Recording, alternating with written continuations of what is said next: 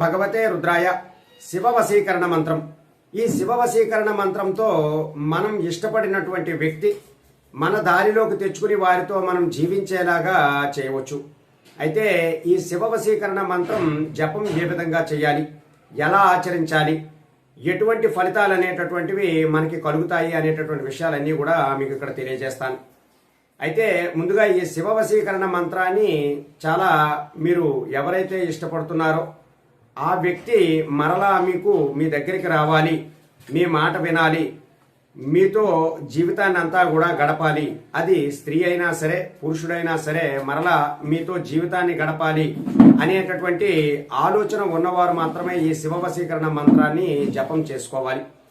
అయితే ఈ మంత్ర జపము మీరు ఏదైనా సోమవారం నాడు ప్రారంభించాలి. ఈ యొక్క మంత్రం విశిష్టత ఏమిటి అంటే ఆ యొక్క పరమశివుడి యొక్క అనుగ్రహంతో మీకు నచ్చినటువంటి వ్యక్తి మీతో మరలా తిరిగి జీవించేటటువంటి అవకాశం చాలా ఎక్కువగా ఉంటుంది.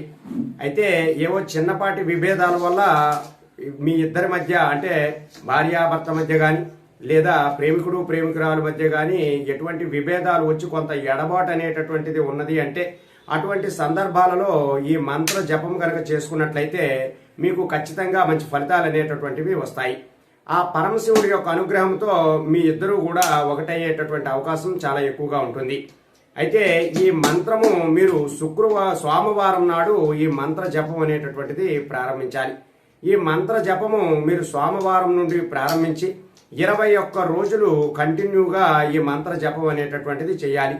ప్రతిరోజు కూడా 108 సార్లు ఈ మంత్ర జపం అనేటటువంటిది చేసుకోవాలి.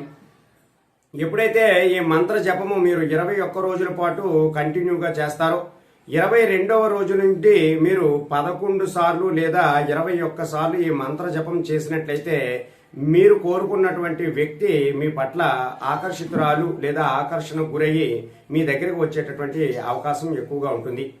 అయితే మీరు ఈ శివ వశీకరణ మంత్రాన్ని చాలా శ్రద్ధగా మీరు శివాలయంలో కానీ లేదా మీ ఇంట్లో ఉన్నటువంటి శివుని యొక్క ఫోటో దగ్గరగా పెట్టుకుని ఆ యొక్క మంత్రాన్ని మీరు రుద్రాక్షమాలతో తప్పనిసరిగా మీరు జపం చేసుకోవాలి. అయితే ఈ మంత్ర సాధన అనేటటువంటిది ఇప్పుడు చెప్పినటువంటి నియమాలతో మీరు ఖచ్చితంగా ఆచరించాలి. మీరు చాలా శుచిగా చక్కగా స్నానం చేసి కూర్చుని ఒక ఆసనం వేసుకుని చక్కనైనటువంటి రుద్రాక్ష జపమాలను తీసుకుని ఆ జపమాలతో మీరు గనక ఈ శివ వశీకరణ మంత్రాన్ని గనక జపించారు అంటే మీరు కోరుకున్నటువంటి వ్యక్తి మీ దగ్గరికి వచ్చేటటువంటి అవకాశం చాలా ఎక్కువగా ఉంటుంది. కాబట్టి ఎవరైతే ఇదివరకే ప్రేమించి విడిపోయి ఎడబాటుతో ఉన్నవారు ఈ యొక్క మంత్ర జపముతో వారికి విజయం కలిగేటటువంటి అవకాశం చాలా ఎక్కువగా ఉంటుంది. కాబట్టి ఈ శివ వశీకరణ మంత్రాన్ని ఎవరైతే ఈ ఇబ్బందితో పడుతున్నారో వారు ఈ మంత్ర జపాన్ని జపించి ఆ పరమేశ్వరుడు యొక్క అనుగ్రహంతో మీరిద్దరూ కూడా ఒకటయ్యేటటువంటి అవకాశం చాలా ఎక్కువగా ఉంటుంది. అయితే ఆ మంత్రం ఏమిటి అంటే ఓం నమః శివాయ సర్వలోకస్య వశం కురు కురు స్వాహ.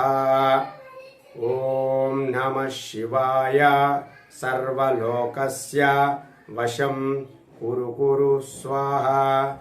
ఓం నమః శివాయ సర్వలోకస్య వశం కురు కురు స్వాహ. ఓం నమః శివాయ సర్వలోకస్య వశం కురు కురు స్వాహ. ఈ మంత్ర జపాన్ని మీరు రుద్రాక్షమాలను ఉపయోగించి 108 సార్లు జపించడానికి ప్రయత్నం చేయండి. మీరు కోరుకున్నటువంటి వ్యక్తి మీ దగ్గరికి వచ్చి మీతో కలిసి జీవించేటటువంటి అవకాశం చాలా ఎక్కువగా ఉంటుంది. కాబట్టి ఈ పరిహారాన్ని ఆచరించడానికి మీరు ఇష్టపడినటువంటి వ్యక్తి మీ దగ్గరికి రావడానికి ఈ పరిహారాన్ని ఖచ్చితంగా ఆచరించండి. సర్వే జనా సుఖినో భవంతు. శుభం.